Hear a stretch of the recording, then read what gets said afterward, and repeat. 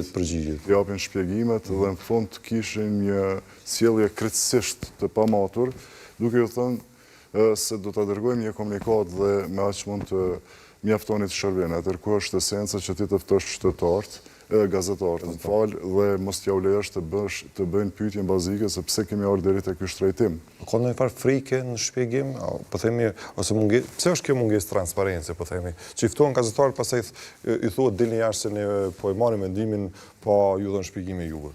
Po në momentin që këta po i rëndisin arsyet, pra ndryshimet në kostin e blerjes, se më pas duke përfshirë edhe operatorin e shpërndarjes që nënkuptohet Keci, aty me siguri i kanë për bazë edhe ato investimet që ne asnjëherë nuk e kemi parë se sa janë bë. Pra këtu është edhe një farë gjeneze e privatizimit të Kecit, që ka qenë një gabim drastik që është bërë në të kaluarën, të mos flasim vetëm për vlerën me cilën Nuk ishte reviduar ky gabim trashanik në kontratën e blerjes së Kecit? Unë mendoj se edhe kontrata i ka ato drejthijet e saj dhe nuk mendoj se do të ishte në favor të qeverisë, potencialisht mund të rikthehet ajo sepse asgjë nuk është e pamundur, por me çfarë kosto, do thotë edhe cilat janë rrugë që duhet të ndiqen. Pra kostoja e rikthimit, po themi, është më e madhe sa kostoja që po e paguajnë qytetarët me ngritjen e herbazeshëve me të Këtë duhet ta analizojmë shteti. Mendoj se për këtë vendim të zërejës sot sapo të formohet kuvendit duhet këtë llogaridhënie. Ka pas edhe komente që i ka dërguar presidenca, ka pas edhe rekomandime publike nga ministri Arizonolli, e cila me sa më kujtohet ka kërkuar që të mos ngritet për gjitha kategoritë, paktën të kursehen. Mos ketë rritje deri në 800 kW shpenzimit në muaj. Kursehen ata që janë nën 800 kW dhe të ketë përshkallëzim të atyre që shpenzojnë më shumë, sepse siç i ka përmendur, ata ka familje që shpenzojnë edhe 3000 deri në 5000 kW. Mirë, po prapë në tregun e lirë ata mund të shpenzojnë dhe të paguajnë. Pra, ti duhesh të kesh si shtet mekanizmat që ta mbrosh qytetarin. Këtë rast të mbrosh qytetarin i cili për herë të tretë ballafaqohet me shtrejtimin e energjisë elektrike, ndërkohë që nuk flitet për ndonjë lëvizje në bursë të lartë të çmimit. Këta mirën atë parashikimin e vitit 2025.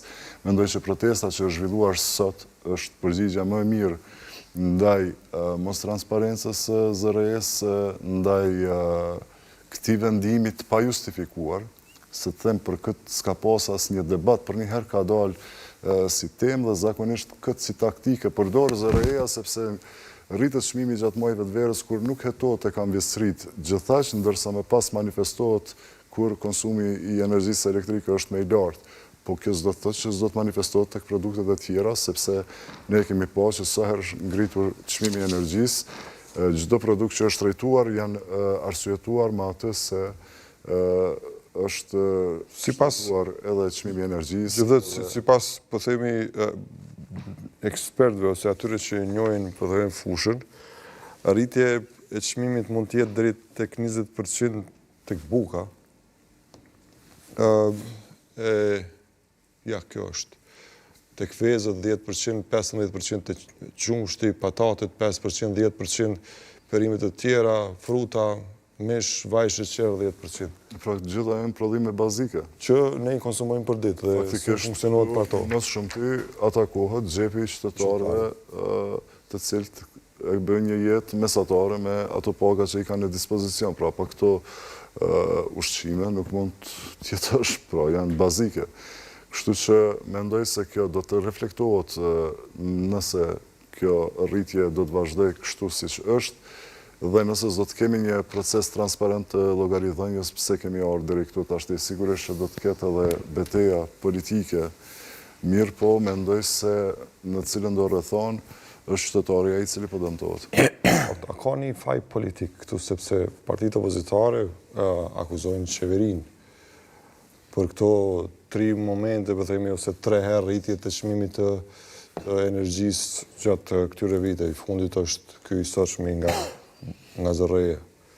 Me thënë drejtën Visok, me që nuk jemi të fushës, nuk do doja të hyra në detaje, po para se do thotë vija... Ta diskutojmë aspektin politik që po flitet. Politikisht, do thotë se sa mund të jetë ndikimi, sa duhet shteti në fakt kujdeset